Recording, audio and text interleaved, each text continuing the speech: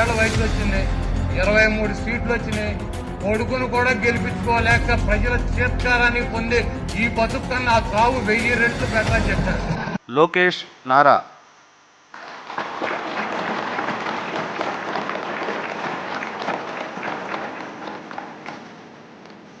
నారా లోకేష్ అనే నేను శాసనసభ సభ్యుడినైన ఎన్నిక అయినందుకు శాసనం ద్వారా నిర్మితమైన భారత రాజ్యాంగం పట్ల నిజమైన విశ్వాసం విధేయత చూపుతానని, భారతదేశ సార్వభౌమ అధికారాన్ని సమగ్రతను కాపాడుతానని, నేను స్వీకరించబోయే కర్తవ్యాలను శ్రద్ధాశక్తులతో నిర్వహిస్తానని దైవ సాక్షిగా ప్రమాణం చేస్తున్నాను.